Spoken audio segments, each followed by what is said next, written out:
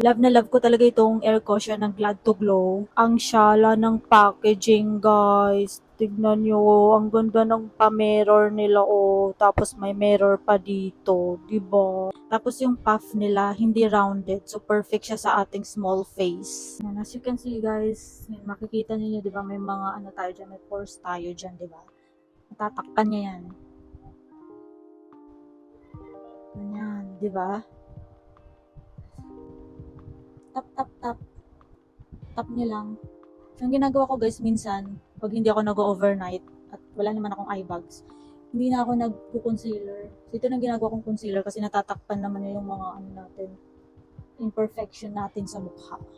Yan, di ba? Sobrang kinis natin dyan, be. So, yung shade ko dito is 00 Affogato.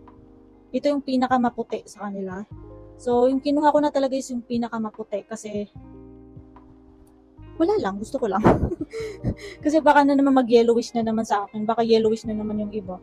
Tulad nung sa ibang brand na binili ko, na foundation yun. Tapos, yung kinuha ko yung pinakamaputi pero yellowish pa rin sa akin. So, ito at least hindi siya yellowish. So, bagay siya sa aking skin tone. Hindi na halata yung pores natin dyan, 'di ba? Glowing na glowing.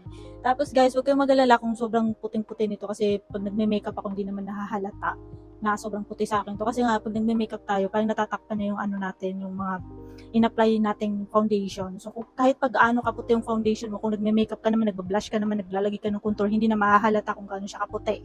Ito nang kinuha kong shade kasi syempre nagme-makeup tayo. So, okay lang.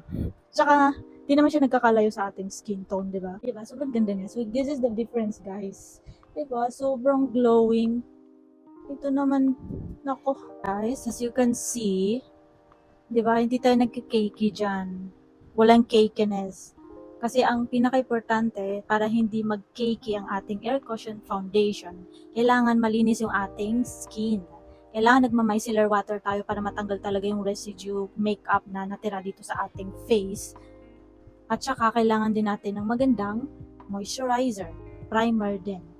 Kailangan din natin ng makeup primer para hindi mag-cakey ang ating air cushion foundation. Hindi siya nagki-cakey pag naka-skin prep kayo ng mabuti. Kasi ito yung sinasabi kong yellowish sa akin. 'Di ba? Ang yellowish ng foundation na to sa akin. Hindi to ano guys, hindi siya air cushion foundation. Foundation siya. Yes, matte foundation. Ito naman yung air cushion foundation. Ito siya guys. Diba? Sobrang yellow. Iba pa rin to. Iba pa rin. Iba pa rin yung shade ko dito.